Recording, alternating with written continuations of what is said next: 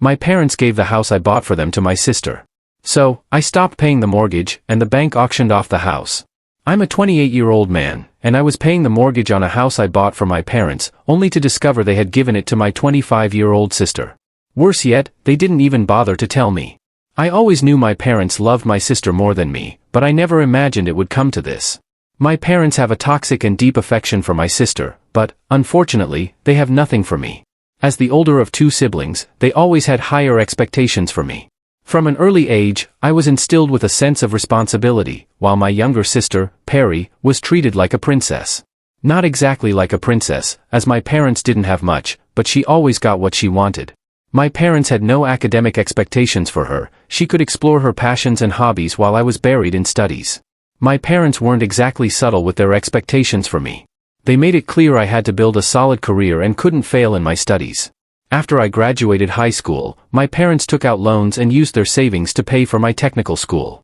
I suggested that instead of using up their savings, they should take a loan for my education, and I would repay it once I got a job. They objected to the loan due to the high interest, saying I would have to pay back 1.5 times the principal amount. I was too young to understand the complexities of a loan, and I thought if my parents said so, it must be right. I was only 18 then and had no idea they were saving me from that burden just to take advantage of me later. Shortly after finishing college, I landed a good job in the tech sector, exactly what they wanted for me. They were undoubtedly proud, but I always felt like some sort of investment, as if they had invested in me expecting a return. They never missed a chance to say, "We've sacrificed so much for you, don't forget. Don't forget your roots or where you come from." At first, it seemed harmless, as if they just wanted to keep me humble. But over time, I realized it was emotional manipulation. Emotional blackmail was their specialty. As I started working, the pressure grew. Every time I visited, my dad would hint that I shouldn't forget they had spent their savings on my education and that I needed to work hard to repay their sacrifices. I knew my parents needed a house. They had been saving for many years but spent that money on my education.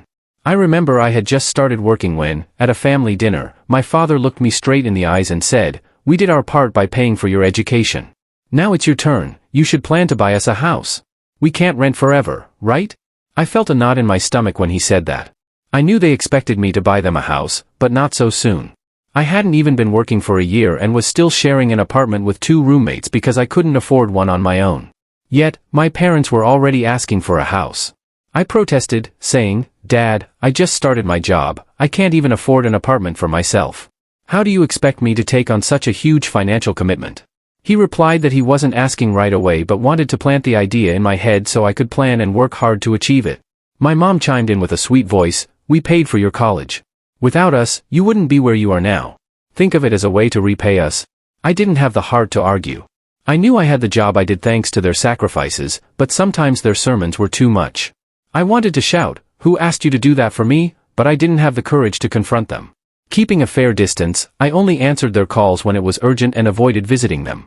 However, the obligation to buy them a house was always on my mind. So, after 5 years of saving and working hard, I gave in and bought a house for my parents. It was a modest and nice house in a quiet neighborhood, comfortable and without luxuries. Everything seemed fine. I thought it was the least I could do after all they had done for me. I paid the mortgage for 3 years, even paying a little extra to pay it off sooner. I have other plans in life. I want to buy my own house, travel, start a family, etc. I can't keep this loan forever. After buying them the house, my parents stopped reminding me of what they had helped me with. They showed the house off proudly to friends and family, boasting that their investment had paid off. It didn't bother me, but it didn't change our relationship either. I continued to keep my distance and didn't visit often. 2 days ago, I decided to visit my parents after being away for months due to work. I didn't tell them. I wanted to surprise them, but there was a surprise waiting for me when I arrived at the house. I saw Perry's car parked outside. I thought she was just visiting, and I was happy at the idea of a family reunion. Perry had gotten married and moved out when my parents were still living in the rented house, and it had been years since I last saw her, at her wedding. I knocked on the door, and Perry answered in her pajamas. I assumed she'd only be there for a short visit. We greeted each other with a hug, and then she asked, "What are you doing here?" I replied playfully, "I could ask you the same thing." I walked into the house and asked, "Where are Mom and Dad?" She sat on the couch and, with a casual indifference, said, "Oh, they moved." I was frozen in place. They moved? What do you mean they moved? This is their house. Perry shrugged like it was no big deal. I guess they didn't tell you. They actually gave it to me. I live here now. It felt like the ground shifted under my feet. They gave you the house? The house I've been paying for? I asked, still in disbelief. Yeah, she replied nonchalantly, as if it made perfect sense. Mom and Dad said I needed it more. You know, I'm planning to have a baby soon, and they thought I should have the house. I was stunned. Where are they living now? I asked her. They're renting an apartment across town, she replied, as if it were the most normal thing in the world. I left without another word, my head filled with anger, and drove straight to their new apartment, not caring if I arrived unannounced. When my mom opened the door, I didn't waste any time. I said, "What the hell is going on? Perry just told me you gave her the house." "The house I bought. The house I've been paying for." "Care to explain?" My mom had the nerve to smile, as if it were nothing. "Calm down, sweetheart. Come in. We didn't think you'd mind." I walked in, but I didn't bother to sit down. I wanted answers. Somehow, my voice rose. "You didn't think I'd mind? You gave away the house I bought without even talking to me? How could you think it wasn't important for me to know?" My mom sighed, as if I were the one being unreasonable.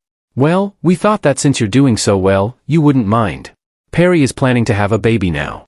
Do you want your nieces or nephews to be born in a rented house and grow up in an unstable environment?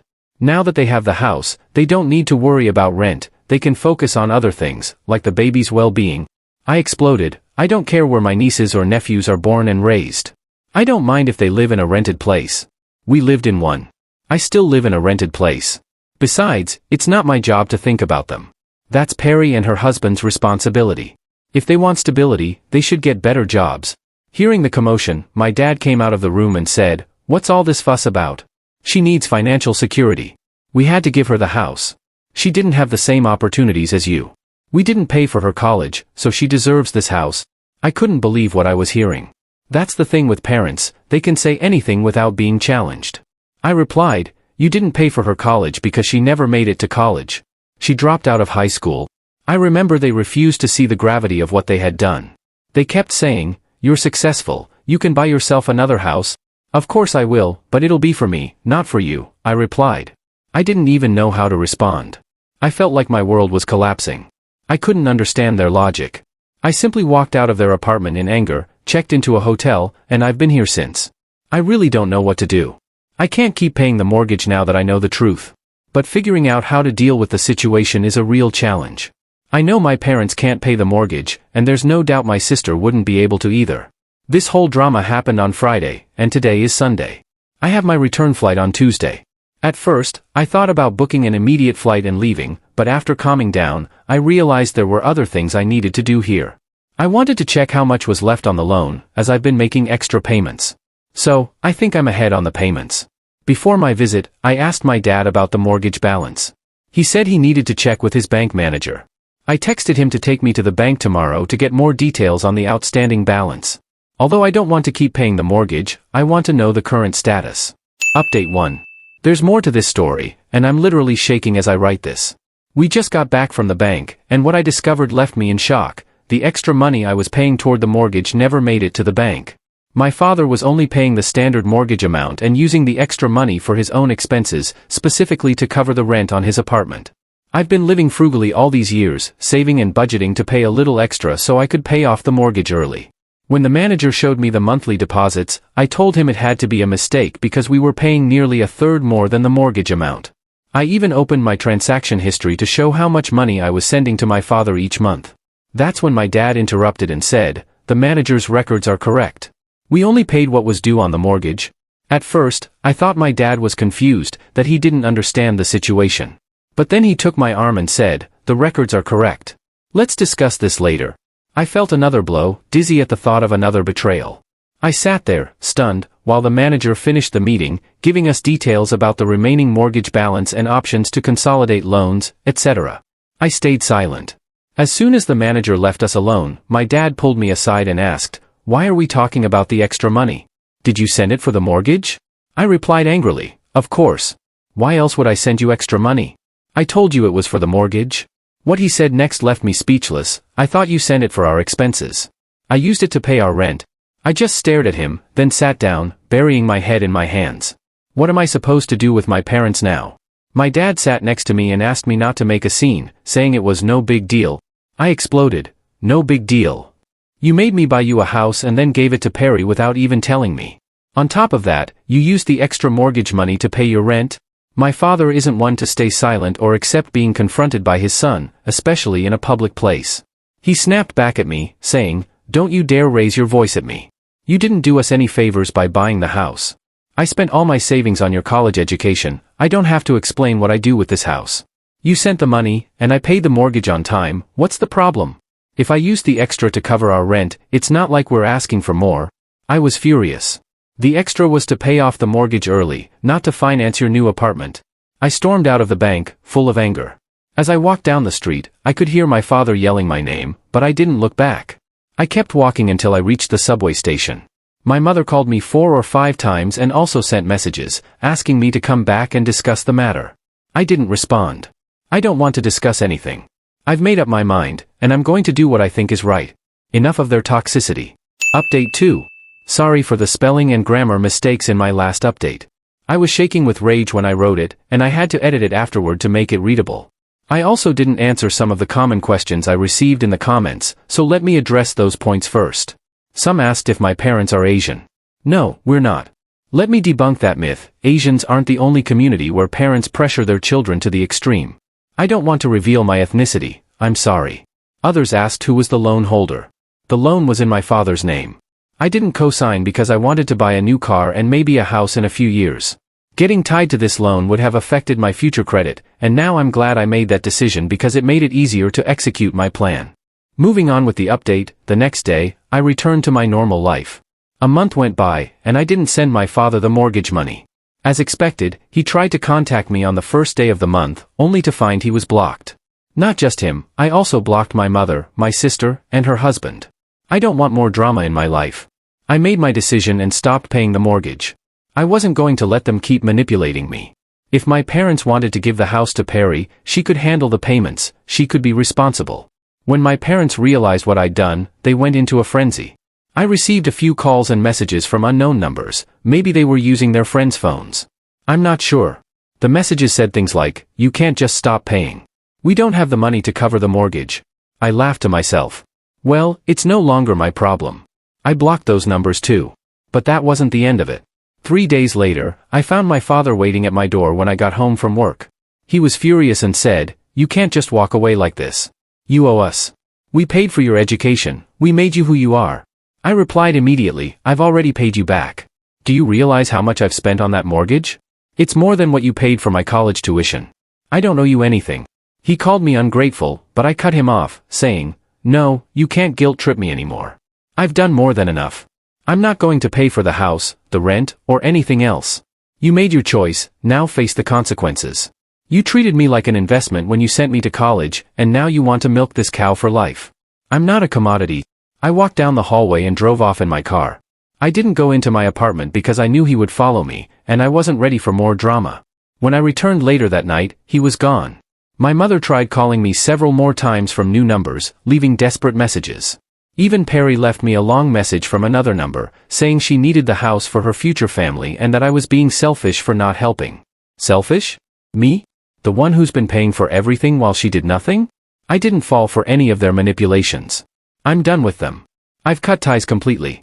Update 3. The house was sold at auction, and Perry was forced to move out. As I mentioned before, Perry couldn't afford to pay the mortgage, and my parents were already financially stretched, paying rent for their own apartment. They couldn't handle the mortgage, rent, and household expenses. When I stopped making payments, I knew this would happen. It was just a matter of time. After nearly a year, I found out that the house had been sold. My parents did everything they could to save it, using their savings and liquidating part of their retirement funds, but they couldn't manage it. Tensions also rose between Perry and my parents during that time. When they were struggling to cover the mortgage, they asked Perry and her husband to contribute 50%, but she refused, claiming the house was a gift to her and that they should cover the entire mortgage payment. That's when my parents realized the mistake they had made, but by then, it was too late. I think my parents did the right thing by letting the bank auction off and sell the house instead of continuing to pay the mortgage and allowing Perry to live there without contributing anything. The house was auctioned, and my dad received a considerable sum of money, part of the down payment and the monthly payments he had been making all those years. With that, he has more than enough to recover what he invested in me. I know that technically it's my money, but I don't expect a cent of it. They're not going to give it back, and I have to let it go. At least now they can't say they did me a favor by paying for my college tuition. I've already repaid that favor, with interest. I no longer feel guilty about cutting them out of my life. From what I've heard from my cousins and uncles, my parents have moved to a smaller apartment to reduce rental costs and have saved the money from the auction for their retirement. They've been telling everyone that they don't want to rely on me in their old age and that they're working to secure their own future. They've also cut off all financial support to Perry and told her she has to manage on her own with her family. She tried to manipulate them again, saying they paid for my college and secured my future, so they were also obligated to secure hers. However, my parents have now returned to reality and aren't giving in to her demands. Well, I'm happy for them. Meanwhile, I've rented an apartment for myself. I'll finally have some privacy. I've also started saving to buy my own home, a place that will be mine and mine alone. Walking away from family isn't easy, but sometimes the people who are supposed to love you are the ones who take the most advantage of you. It took me a long time to realize this, but I don't regret my decision. Family or not, I deserve better than to be treated like a walking bank account. Update 4. I've noticed that many people still have questions, so I'm going to clarify a few things before I get into what has happened recently. One of the most common questions has been how much my parents spent on my education and how much I spent on the mortgage for the house that was supposedly theirs. Although I don't have the exact figures, I can say my education cost around $40,000. As for the mortgage, including the extra payments I sent to pay it off early, but which my parents used to cover their rent, I've paid approximately $52,000. As you can see, I've paid them back and then some. I no longer feel that I owe them anything. Some people also asked about Perry. Let me clarify that she's not homeless, as some have suggested.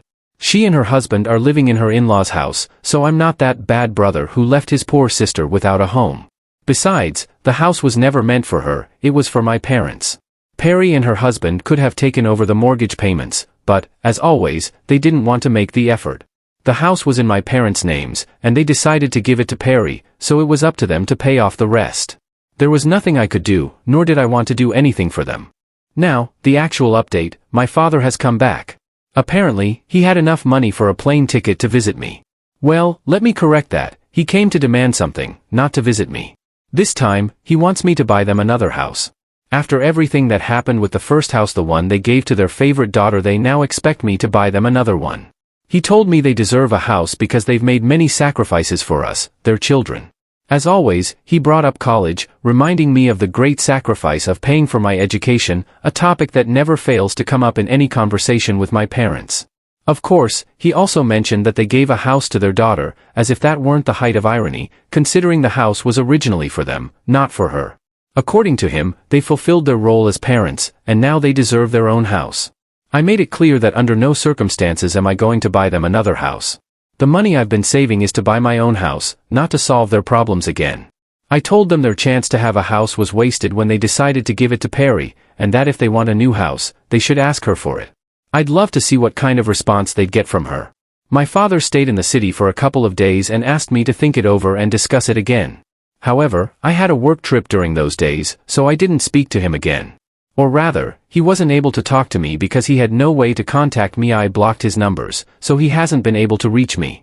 When I returned to my apartment after the trip, he was already gone, and I haven't heard from him since. As for me, I'm about to reach my savings goal for a down payment on a house. I'm very close, and if all goes well, the next time I write here, I hope to share the news that I've finally become the owner of a modest place that I can call my home. Update 5. Here I am to tell you that I've finally been able to buy my own house. There's still work to be done, like buying furniture and other things, but I finally have a roof over my head that I can call mine.